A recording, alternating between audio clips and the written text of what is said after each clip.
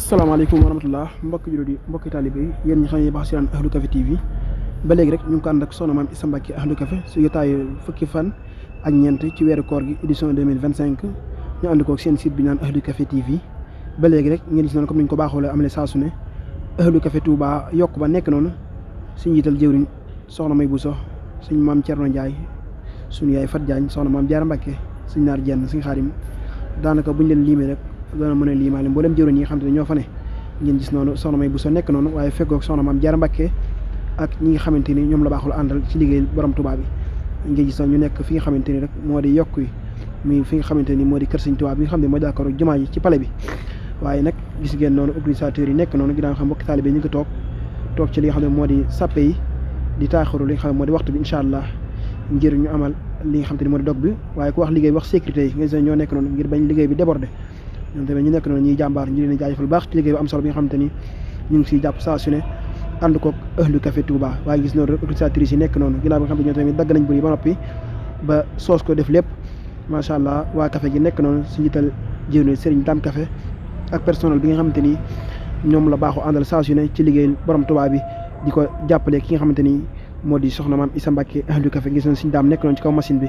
ginnaaw xam ne café gi noppi na waaye suukar nañ ba noppi di ko def ci li nga xamante ni moo di bërigo yi ngir fas yéene ko yóbbu ci li nga xamante ni moo di lali ñu jaajëfal baax a baax Serigne Dame Café ak mboolem personnel bi nga xamante ni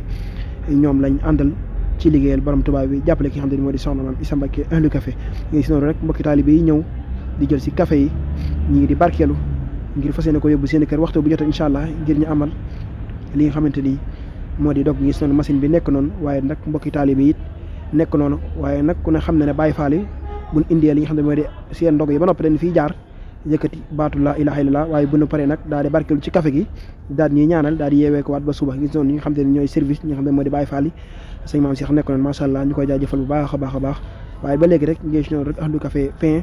ci njiital jëwriñ Serigne Baye Talla Gueye suñu yaay la wax soxna Maguette Sow suñ soxna maam bu sa nger ñoo xam ne ñoo féete ci li nga xamante ni moo di mbur yi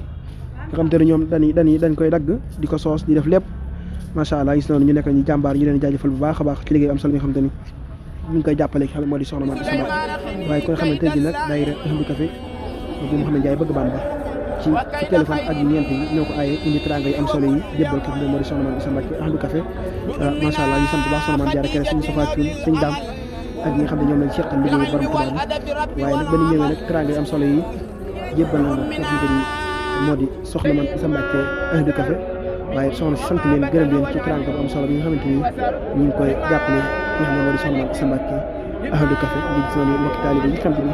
ñoo teewoon jébbale bi nga xam ne ñoom lañ jébbal soxna maam Issa Mbacke ci teraanga yu am solo yooyu noonu macha allah gis nañu soxna maam Diarra Kéré nekkoon di jëwni foofu ci Ahlu Café bu Mouhamed Ndiaye bëgg Bamba ndax moom Ahlu Café lañ dippee Mouhamed Ndiaye bëgg Bamba macha allah ñu nekk noonu waaye nag ku wax liggéey wax sécurité yi fi nga xam ne nii fi la soxna maam Issa Mbacke Ahlu Café nekkee sécurité yi ñoo nekk na ngir bañ fépp foo jaar rek day am ay sécurité ngir bañ liggéey bi débordé waaye gis mbokki taalibe bi ñu ngi toog ci li nga xam ne moo di lal yi ngir taaxiru li nga xam moo di waxtu bi incha allah ngir ñu amal li nga xamante ni moo di dog bi ndax ku ne xam ne dog bi moom mën nañ ne ay minutes néew moo ci des incha allah ngir ñu amal li nga xam ne moo di dog bi fi nga xamante ni moo di Touba waaye nag ngeen seen personnel bi nekk noonu waaye ba léegi rek ñu leen tàllal loxo ci liggéeyal Serigne Touba bi nga xamante ni soxna maam Issa Mbacke Ahlu Café mi ngi koy def lu ci waaye am rek ci addiyee boo ñëwee kër Serigne Touba incha allah ñu fekk ndaw yi soxna maam Issa Mbacke Ahlu Café Touba yi waaye ngeen gis noonu rek soxna maam Issa Mbacke Ahlu Café bi ñu Serigne Modou Fatou Khari moom Serigne Massamba ñu koy ñaanal baax mu yàgg fi loolu te ànd ak wér mu nekk nii moom tamit di jàmbaar liggéey bi ngis yëpp moom moo ko fi def kon Mbacke ñu ngi koy ñaanal baax a baax waaye sàppa yi ba léegi rek nekk nii ndax ku ne xam ne ne moom liggéey bi moom saa su ne comme ni ñu koy defee saa su ne rek bu waxtu bi jotee ku ne da ngay ñëw toog ci li nga xam te ne moo di lali ngir taaxil waxtu dog bi incha allah ngir ñu am li nga xam moo di dog bi ngeen gis noonu rek liggéey bi nekk noonu waaye nag ba léegi rek comme ni ko baaxul amee li saa su ne sécurité yi nekk nii ndax fépp foo jaar day am ay barrière ngir bañ liggéey bi débordé waaw comme liggéey mu dafa am organisateur waaw dafa am organisé kon ñu ngi jaajëfal baax a baax mboolem ñi nga xam ne ñoo fi jàpp rek ba liggéey bi ñoŋ ngeen gis noonu ba mbokki Baye Fall yi ñëpp rek dañ fi daal di teew macha allah ñu jaajëfal baax soxna maam Issa Mbacke Ahlu Café